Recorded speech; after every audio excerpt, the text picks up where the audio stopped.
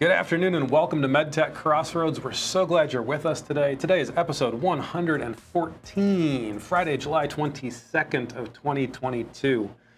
Today we continue or past the halfway point of our de-risking series. We wanted to talk about when you're really in the thick of it, when you're developing a medical device, how do you think about it in a holistic way? And de-risking is a great term for that. We're going to be talking today in week number 5 of this series about consensus standards and how they're used in the de-risking process. Little hint, they help and they can hurt. They can be painful, but there's some really useful ways that they're used to take the risk not only out of your product, but out of your product development process. And that's what we're going to be talking about today. But before that, save the date for the Michigan Medical Device Summit on Tuesday, September 20th in 2022 in Kalamazoo, Michigan. We're looking forward to being there, put together by the good folks at MishBio. And next week, the time has come back around for our series with the MEDC. We don't have the graphic here, but the Women Who Innovate series is going to be up next week with the mentors. We have Mary Jo Cartwright, Carrie Hobb, Karen Studer-Rabler with us next week. So we look forward to the continuation of that series as a one-week pause to the one that we're currently in, which is de-risking medical device development. We actually added 2 weeks to this. August 5th and 12th, we're going to be having interviews with select IntoBeing staff. We thought it would be fun to say to our team here at IntoBeing, hey, we've been talking about de-risking for 4 or 5 weeks. Tell us your experience. What have you seen that's gone well? What's gone badly? We're really looking forward to that because so many great stories from our team here at IntoBeing. So August 5th and 12th, join us for the finale of the de-risking series as we talk to some of our own staff about what they've seen done well and done badly over the years. So let's remind you, de-risking, to make something safer by reducing the possibility that something bad will happen and that money will be lost. Now, this is a term that's usually used in the financial services industry, but it's really applicable to the medical device development arena as well, because that describes most medical device projects pretty well, taking the risk out of them. And it's something you have to infuse and not just apply to your project. I was talking with a good friend who once again echoed this just the other day. It's something that you have to bring to every stage of the project, and you have to know when it's time to push forward and not overthink the problem. So all of these principles of de-risking, in prior sessions, we've talked about what is de-risking, when does it apply, frameworks for sense making, design controls as a vehicle for de-risking, how to talk to the FDA to de-risk your product and your process, and the iterative vehicle, how iterations work to bring you through and make sense of where you are in the product development process. Well, today we come to this, de-risking consensus standards in the de-risking process. Making boring topics fun again. Well, here we go. Today we're going to talk about de-risking versus de-risking. If that doesn't sound like it makes sense, we're going to talk about that. Just wanted to get your attention there. Sometimes you're de-risking the product and sometimes you're de-risking the process. We will talk about that momentarily. ISO, IEC, you've heard these terms. What are they? What do they really mean? I think we get confused a lot. I work in this industry and many times I'm confused about how all these acronyms relate to one another. We'll talk about that today. How do these things work in the US? And hint, it's not the same as they work in other countries, but we'll talk about that. We'll also talk today about the gaps in recognition. This is actually one of the things that makes standards hard to work with. Like we said at the outset, sometimes standards make our lives easier, and we should exploit that during our development process. But other times, standards make our lives hard. And one of the places where that happens frequently is with gaps in recognition of those standards. So we'll talk more about that. We're going to give you a couple examples of some consensus standards, oldies but goodies. 14971, risk management for medical devices, as well as 60601, medical electrical equipment. We were going to talk about usability today, but in the end we thought that 60601 was a better example to bring to the table that more people would actually find interesting in this case. So let's get to the meat of it. Starting with this, de-risking versus de-risking. What do you mean, Gene? That's kind of strange. Why would you put the same term up there twice? Well, because we can refer to de-risking of both the process by which we develop a medical device, or we can talk about de-risking the medical device itself. And of course, as we talk about standards today, we will note that we're often talking about de-risking the medical device itself. But that process leads, if we're smart about it, it leads not just to a bunch of paperwork, but to a de-risked process. So if there's one big point we're going to be making today, it's how does the application of these standards lead to a de-risked, not just product, but lead to a de-risked process, an overall process. That's what we want to focus on today. Well, ISO and IEC and all these things, what do these mean? Sometimes they just blend together in our heads, right? What about other terms you've heard like ANSI or DIN? We sort of know when we see them that they relate to standards, things that we haven't really spent a lot of time with and they're out there. How should we think about them?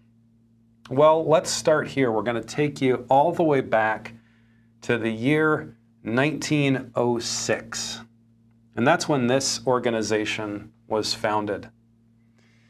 The International Electrical Commission was founded in 1906. It currently consists of 88 full or associate member national committees. Now that's where you start to hear terms like ANSI or AFNOR or DKE. ANSI is the American National Standards Association. AFNOR is the one for France. DKE, for electrical devices, is the one for Germany, and the list goes on. We're not going to bore you with it today. Now IEC is located today in Switzerland, as is ISO. But I wanted to read you this fascinating bit from the IEC website. They said this: when the International Electrical Congress convened at the World's Fair in St. Louis in 1904, the exhibits that occupied the Palace of Electricity, you can imagine the display, I'm sure, used electricity of numerous different voltages, direct current or 1, 2, or 3-phase alternating current, with many different frequencies as well as a variety of connectors and plugs. Must have been a madhouse there, and of course, all such new stuff. As a result, the Congress, that's the International Electrical Congress at the time, made a proposal for setting up a permanent international commission charged with establishing the terms and measurements for ratings of electrical apparatus and machines. Subsequently, the IEC was founded in London and held its first meeting at Hotel Cecil on 26th and 27th of June 1906.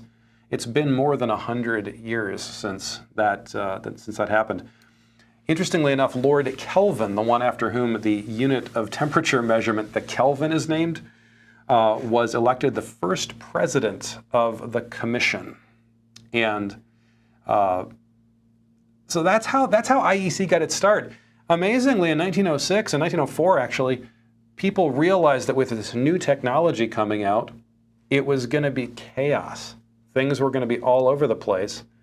And so they took the steps right then and there to establish an international body for organizing standards for electrical devices. Well, that's IEC. What about ISO? ISO was founded in 1946. And here's the ISO logo. there are actually 167 national standards bodies. They generally correspond with the ones that IEC has, but not always. So ANSI and AFNOR for the US and for France, but DIN, not DKE, for Germany, because they nationally split up electrical safety from their other standards. ISO is also located in Switzerland. And if you need any reminder of why ISO exists, remember this, remember those ISO settings on cameras? When we used to do things with film, or even today, digital SLRs still retain that term. Guess what? That goes back to ISO 6, the ISO 6 standard for film sensitivity. That's how ISO, that's standard number 6 from them. They were looking out for how are we all going to be on the same page when it comes to when we stick a roll of film in our camera, it's going to behave the same way. So just as IEC was thinking about electrical standards, ISO is thinking about things like, how will film always behave the same way? Or take this one. Remember these? Many of you may not. CDs, compact discs. You know, it was actually amazing that you could take a compact disc and insert it into a CD player if it had that mark on it, and it would work. Why was that? That was because of the ISO 9660 standard. So that's why these organizations exist. You see their benefit most strongly when there's an interoperability requirement. I think those have been some of the most glowing successes of these programs. When there's a need for interoperability, these standards organizations shine. They allow us to do things like CDs. They allow us to do things like international electrical standards. They allow us to do things like film standards, where the ISO term is most familiar to most people in this country. But our focus today is medical device standards, right? We're focused on things that these organizations have put forward to try to bring some sanity to the process of developing medical devices. Some common ones include these: ISO 14971, which we'll talk about today for risk management. ISO 13485 for medical device quality management systems. Now, a common error there is people will say, oh, 13485, you have to have that to get your medical device on the market in the US, right? No, that has nothing to do with it. Upcoming potential legislation from the FDA aside, the new stuff that FDA is thinking about for 13485, it is still not, never has been a rule that you need it for the US, because in the US, this is actually governed by 21 CFR 820. And this gives a little prelude to an issue we'll be talking about in a few minutes, which is what happens when one nation consensus one standard or one generation of a standard or a completely different standard versus another one. Well, we haven't achieved the dream of standardization, that's for sure. What about this one, ISO 10993, Biologic Evaluation of Medical Devices? This is what we consider to be biocomp. It's a common place where companies will get hung up. It's an important standard. But it ensures that the patients are going to be safe. The longer that product is put inside of a patient, the more scrutiny is brought to bear. ISO 11135, Sterilization of Healthcare Products. If the product has to be sterile, or has to be re-sterilized, what do you do about it? This one, 60601, which we'll talk a little bit about today, medical electrical systems. 62366, applicable, we use the English language here. Application of usability engineering to medical devices. And then the last one I threw up on this list, IEC 62304, medical device software. Now, all of these standards generally are what you would call the family of standards, because so many of these have collateral or particular standards behind them. Take, for example, just the 60601 family of standards. There are nearly 100 collateral or particular standards that modify the understanding of the base standard. So if it happens that you are in a particular niche that they have written a collateral or a particular standard for, you're in luck, because the way that that is supposed to be designed and tested is actually well laid out inside that collateral or particular standard. Well, unless you want to innovate. Because if you want to innovate, all those detailed nuances that they put inside that collateral or particular standard may actually be more harm than good. You may now have to justify why you're not going to do it that way, but do it a different way. So all this to say, all these things are a mixed bag. Standards, when they're applied to CDs and ISO film settings, or what kind of electrical plug we're going to use in a country, they're wonderful. They're necessary. And it's really cool that more than 100 years ago, people thought to do this. But when it comes to things like medical devices, they can be a mixed bag. We're not going to focus so much on the negative today, as we are going to focus on the places where they're useful.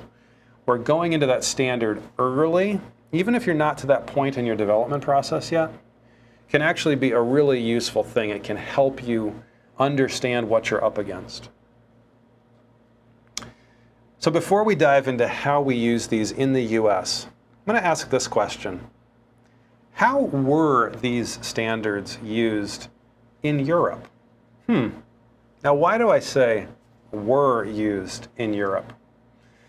Well, if you've been paying attention to the European regulations surrounding medical devices, you know that things are changing fast. You know that before, there was this thing called the MDD. Let me sing you a song of the MDD. The MDD is dead. Long live the MDD. What do I mean by that? Well, the Medical Device Directive is what governed medical devices in Europe from 1993 up until basically 2021. That was based on primarily standards compliance. If you wanted your CE mark, for many products, you would simply comply with the standard and declare your compliance with the standard. Pretty easy.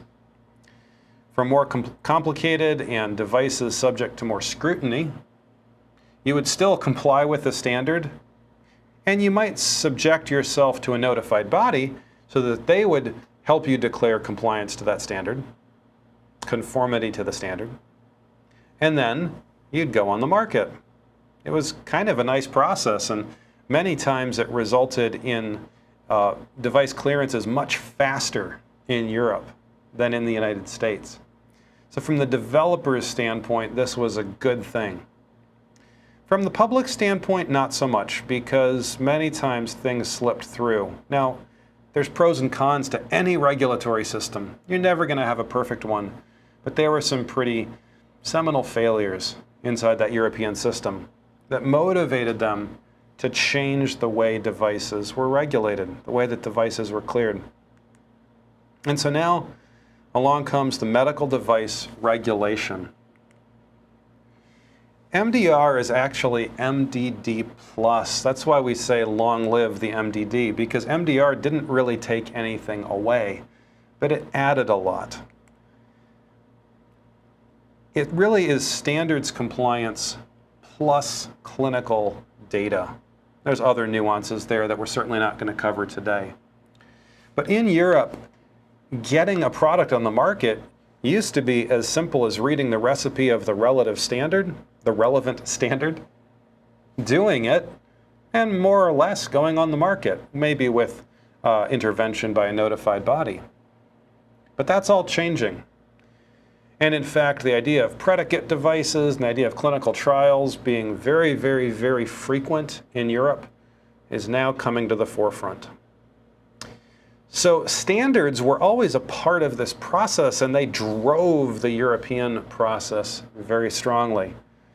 We've always been a little bit slower on the uptake here. By the way, their MDR is about 4 times as big as the MDD, so it's a significant increase. But things in Europe and things in the US have historically been very different. We're a little slower to take up on the things that they've done there.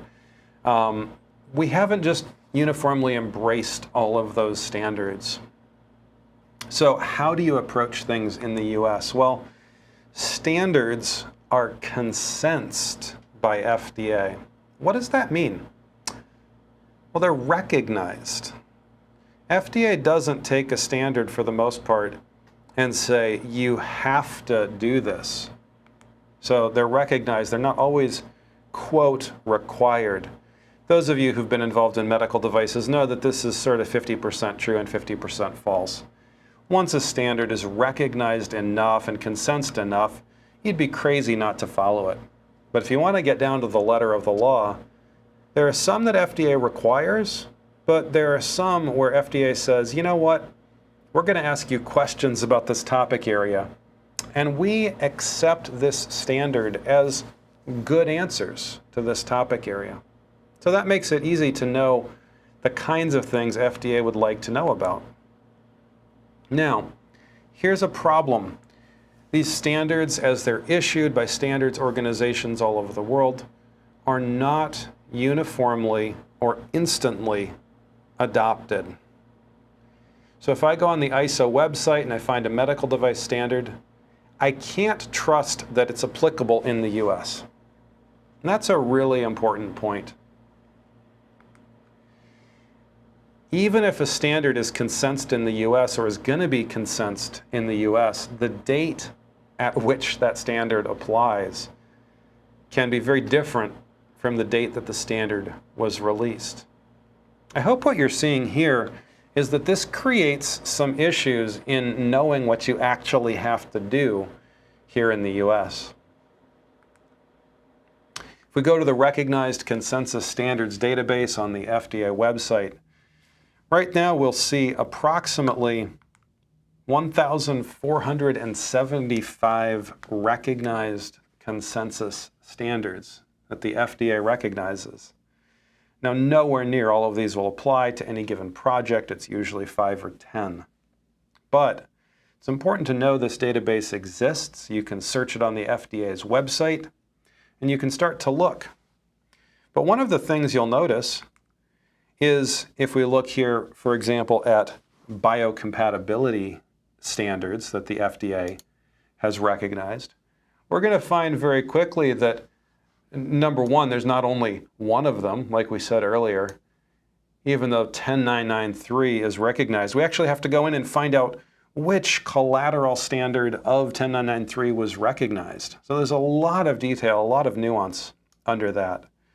But also, what date was it recognized? When did this enter? And this leads to a lot of issues. We've experienced trouble ourselves before where we know a standard is out there.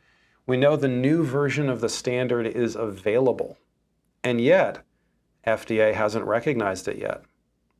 This creates a challenge in development because if you say to yourself, well, this standard is going to be recognized, I'm going to develop to the new standard, and you go to FDA with the new one, but they've only recognized the old one formally, what are you going to do? Conversely, if you go out there and develop to the old standard, but FDA in the meantime, and this has happened, we've seen this happen in projects, recognizes the new standard or even just issues a guidance while you're in the middle of development, it's going to change your pathway. It's going to add time to it. Is our whole goal here to talk about standards? Not really. It's all about de-risking. Remember, the series we're in is all about de-risking. And not de-risking products, not making the patient safer, although that is exceptionally important. What's really important here is how to de-risk the process. How do you get the process easier, more straightforward? Last week we talked all about iterations. When you reduce iterations, you cut time out of your process.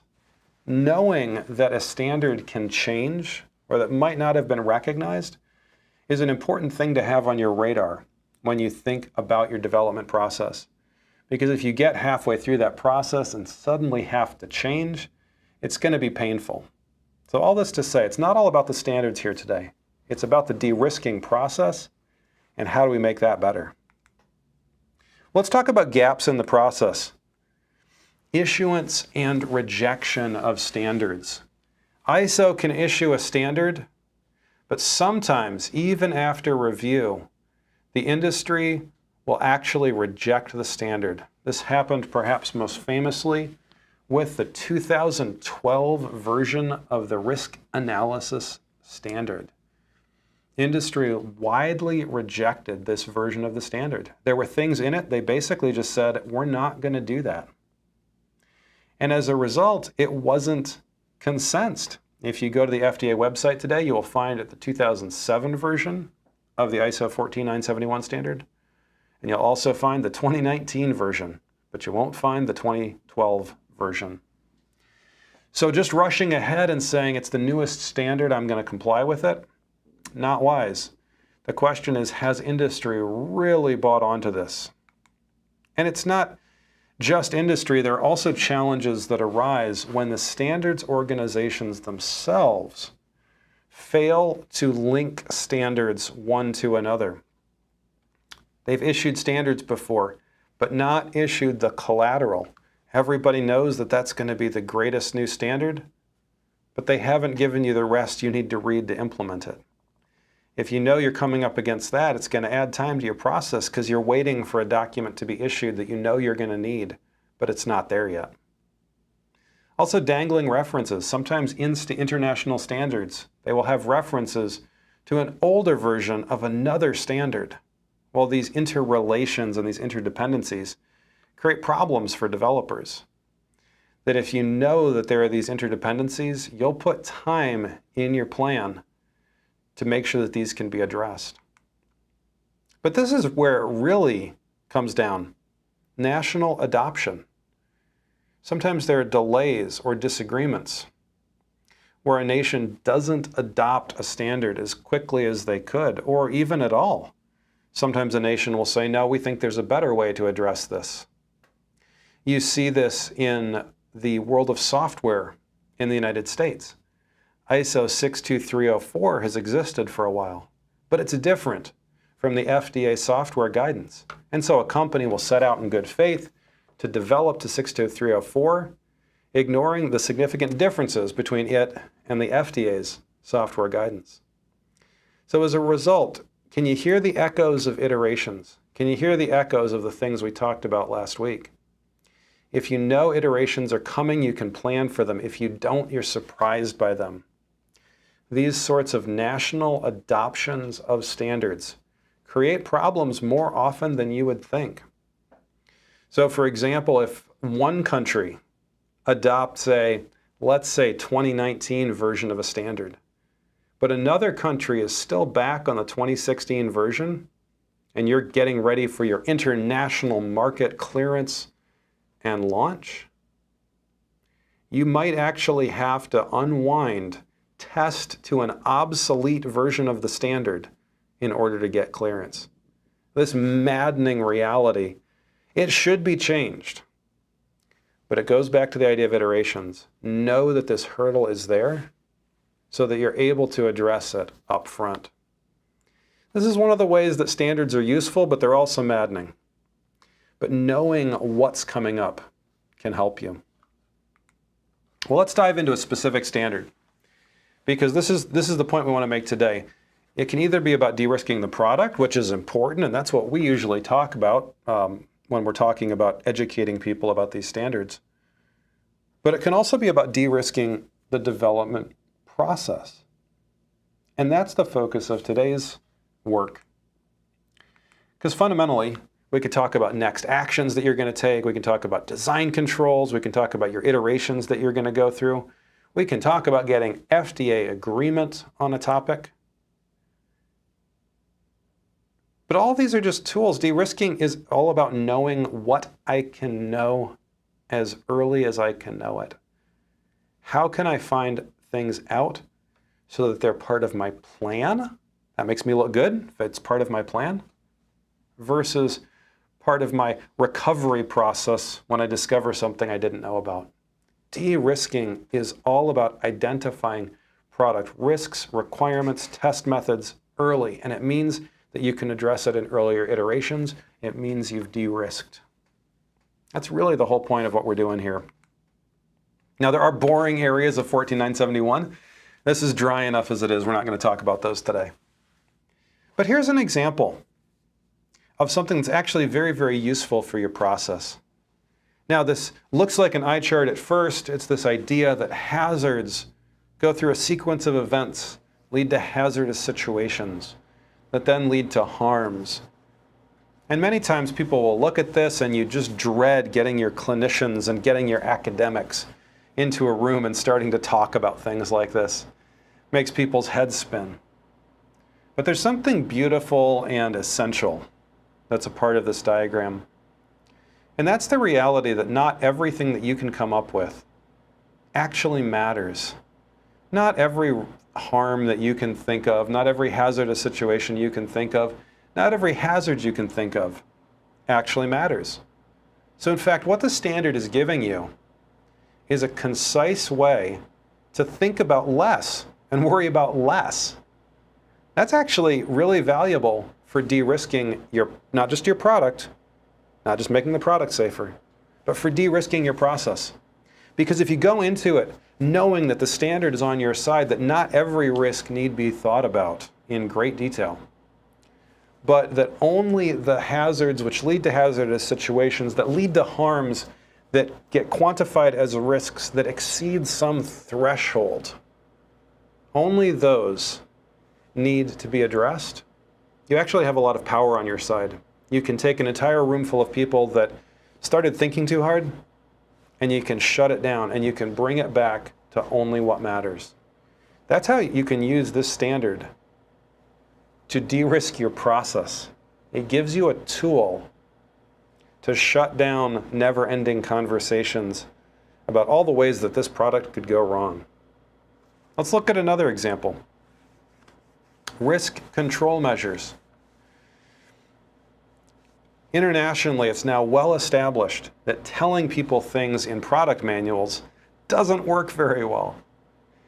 It's a last resort. We do it when we have to. It's much better to put a protective measure in place for the user. But even better than that is to design the product in a way that's inherently safe by design. Well, this is so well entrenched that if you don't know this, you might go out there and you might design your product from day one and keep going in such a way that you think to yourself, I'm not really going to address these risks. Again, addressing the risks to keep the user safe is important and vital, but it's not what we're talking about here. It's a question of knowing that there's an iteration that you didn't know about. And if you end up in a place where you don't know about these risk priorities, you could find yourself designing a product that everybody in the industry knows needs to be prioritized in a higher way, but it didn't happen until too late in the process. And going back is costly. So knowing even about things that are as boring as risk priority levels can save you from that future headache. Again, you don't have to do the whole risk analysis right now today. But just knowing about this allows you to find the iterations in your process and plan for them rather than just cleaning them up afterwards, discovering more and more iterations that have to be accomplished. Here's another example I love out of the 14971 standard. This out of, I believe, 24971, the corollary to the main standard. It's examples of hazards. You don't have to think too hard about the ways that your product could go wrong. This is one page. You could take your student team.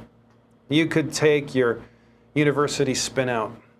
You could take your startup team that's slaving over coffee in a back room. You could take 15 minutes and you could look at this page and you could say, wow, I never thought about that before. That's some of the power of de-risking inside these standards. These standards are not just for late-stage use by the test house to clear your product. Take 15 minutes and look at that page, and I guarantee your life will be better off. Here's some more examples. What is the intended use and how is the medical device to be used? Now, this is an FDA question that we care about greatly, but questions like this From a risk perspective, what are the contraindications?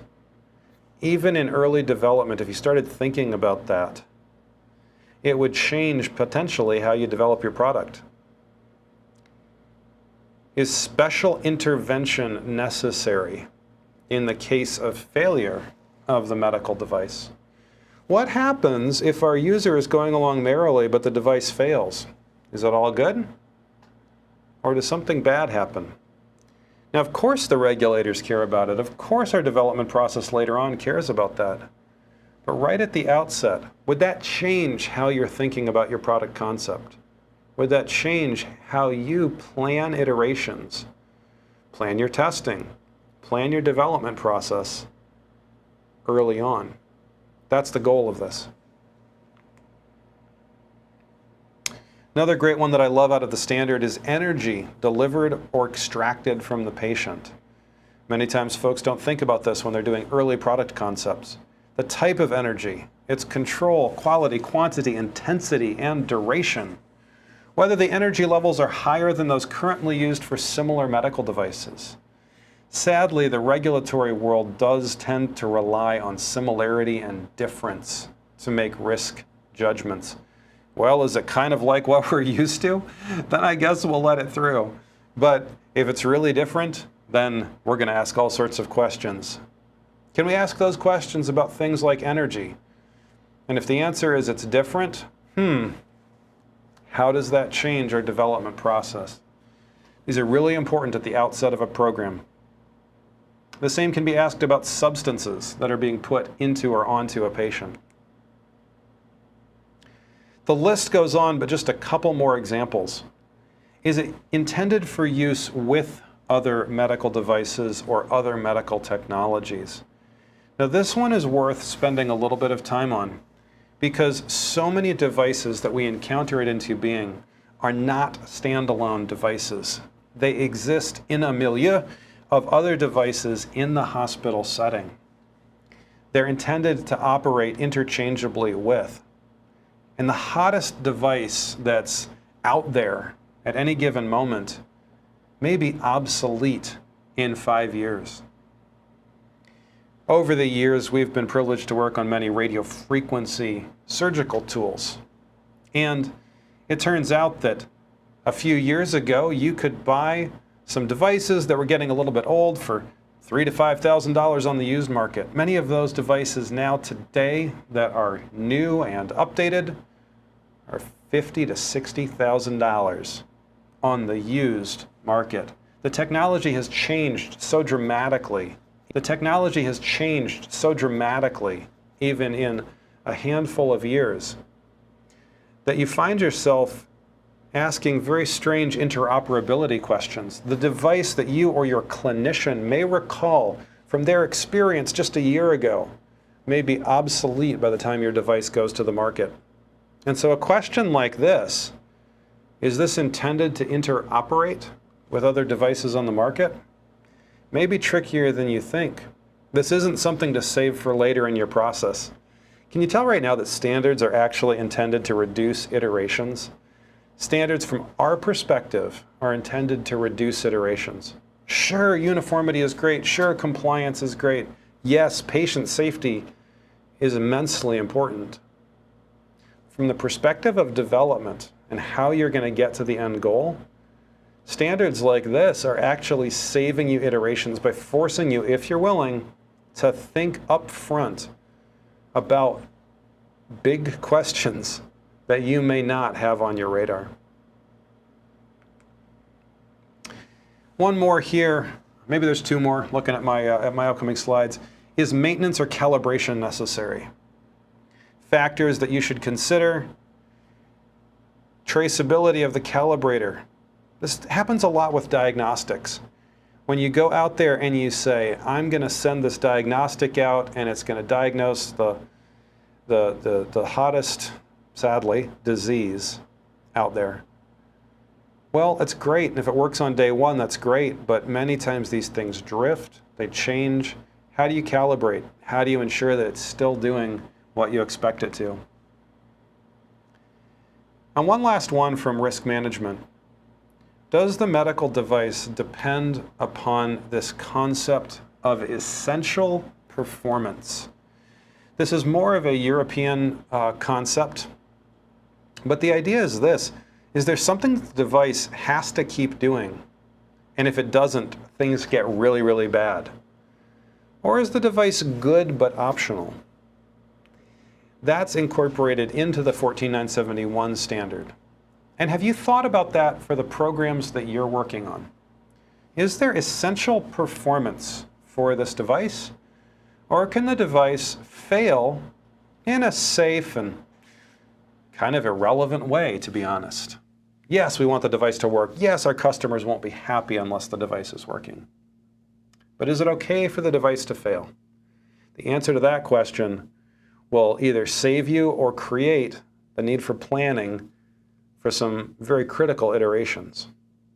So there's some examples of how 14971 can be used to de-risk not just your product, which is important because we want the users to be safe, but also your process.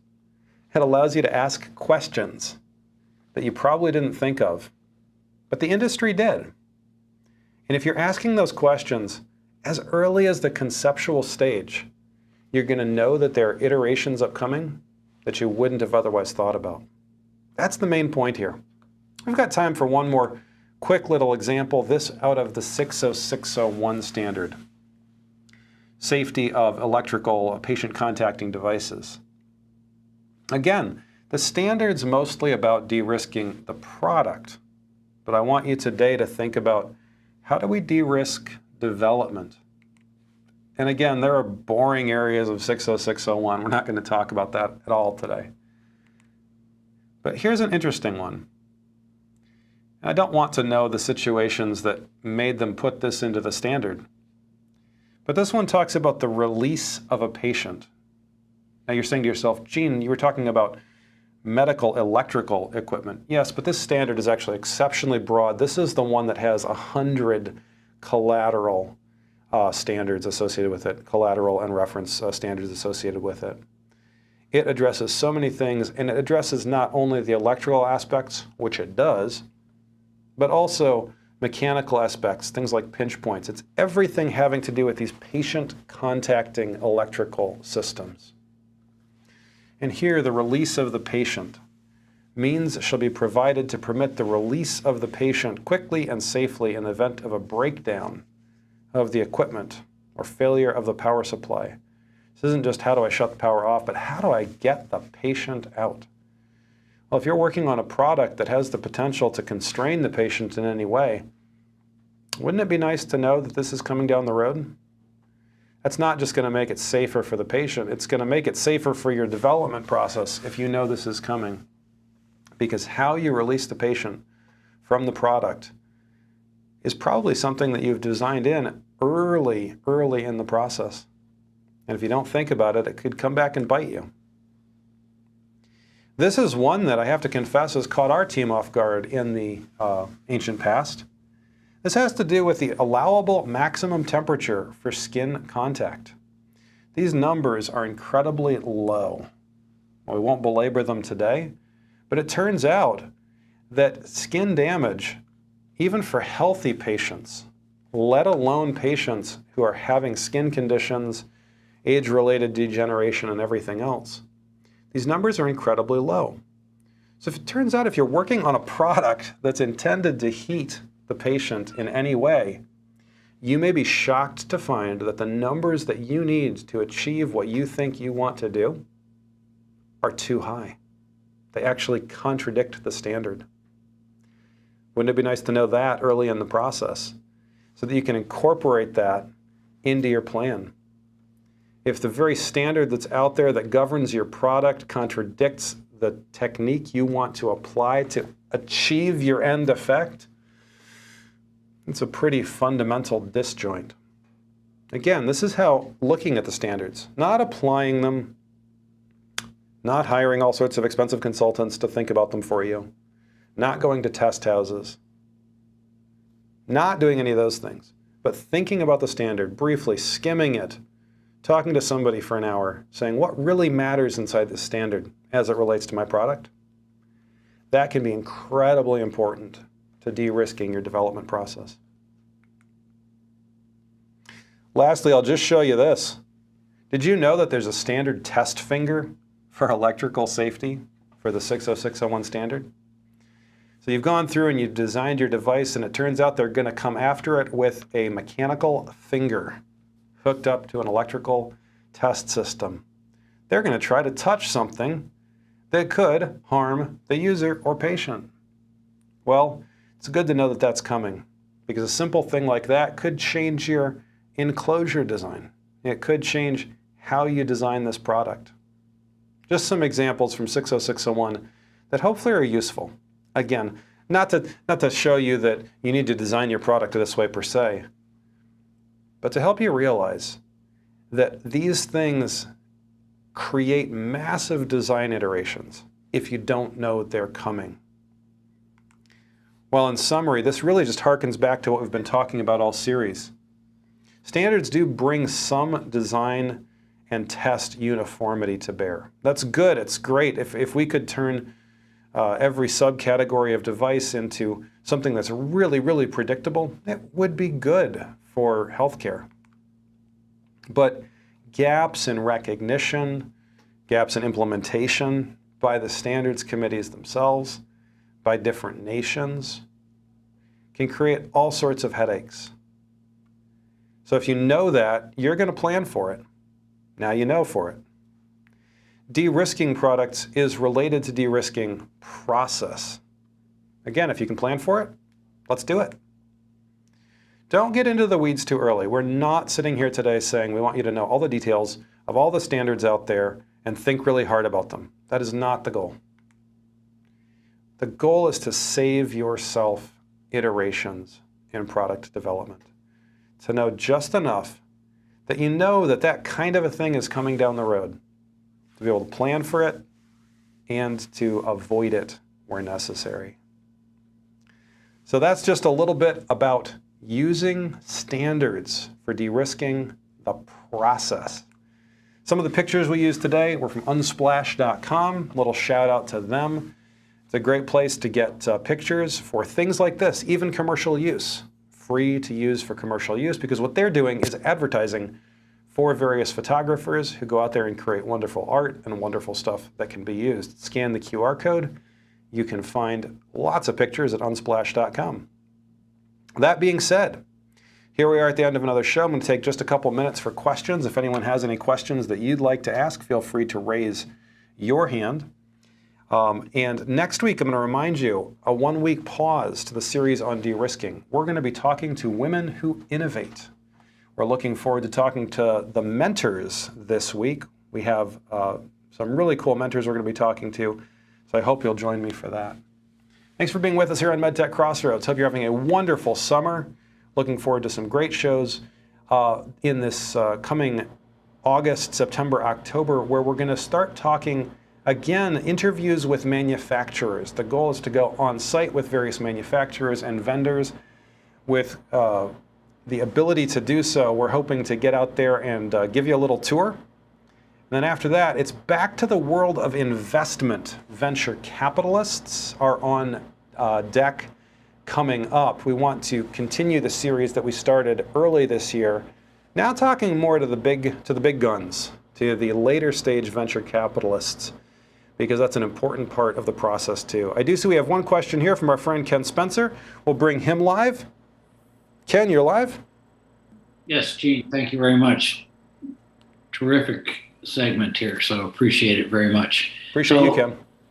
So listen, recently I just saw the 2021 software guidance that was issued for both SAMD and finally SIMD, which to my knowledge they had not addressed before as software in a medical device. Correct, yep.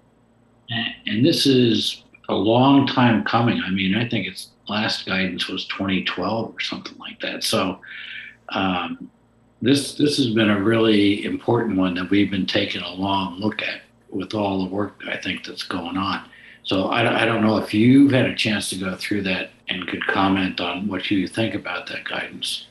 Yeah, we've done a little bit in detail, Ken. Some of that, there's a very much of a wait and see and gather it as it comes. I'll tell you what, I've got a similar perspective on SAMD, SIMD, as I do on this whole question of the new incorporation of 13485 into the FDA regulations, which is another hot topic right now about, hey, we've been asking for this kind of thing for years.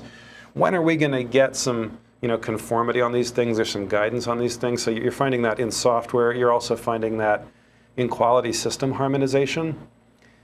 And in both cases, what I see coming down the road is this, okay, we're going to do something about it. And the thing that they're going to do about it is going to be 60% good and about 40% unsustainable. I'll give you an example on the other side, like in 13485. If they take the 2016 version of the standard and incorporate it into U.S. federal law so that it can't change for another 20 years, we haven't really solved any problems. So I think you see those kinds of things on SAMD, SIMD. You're seeing they're taking good steps. When we did some of the earlier shows, where I think we might have touched on that a little bit, what you see is them speaking in generalities very frequently. How it actually gets reviewed, I think, and Ken, you and I have had chats offline. Your organization has done research into when novel things come out there, do they really work the way you think they're going to?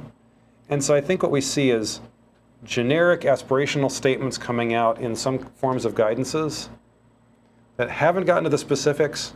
When you get to the specifics and those first groups go through it, you're going to find that there's going to be some crashing headlong into some trouble. So I don't think we're out of the woods yet.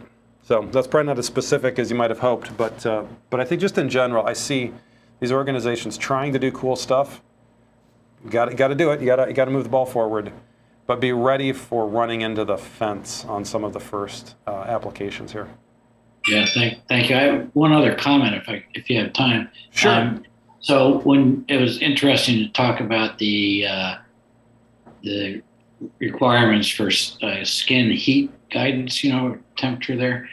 We have a project we've been working on for some time out there. And when they saw that, they immediately pivoted to come up with a very cool way to absolutely reduce, the effect of that temperature out there. And they were able to get a very strong patent on the way that they did that. So, companies that pay attention to this stuff can really benefit from it. So. That's a great point, Ken, because our focus today, obviously, on how do you find the iterations before they come, and looking at standards, even in a cursory way, helps you to do that. I love your point, though, which is that paying attention to the standards means you now know what the constraints around not only you, but everybody else is. And it may allow you to invent things that otherwise by themselves wouldn't have value, but in that constrained context do. That's a great point. I appreciate that. Appreciate those comments, Ken. As always, thank you for being with us. Thank you all for being with us. Next week, MEDC's Women Who Innovate in partnership with MedTech Crossroads. Thanks to Denise Graves, as always, who has put that together. We continue on with that series, about one episode per month, and with the mentors next week. Look forward to being with you. Thanks for being with us on MedTech Crossroads. Bye-bye.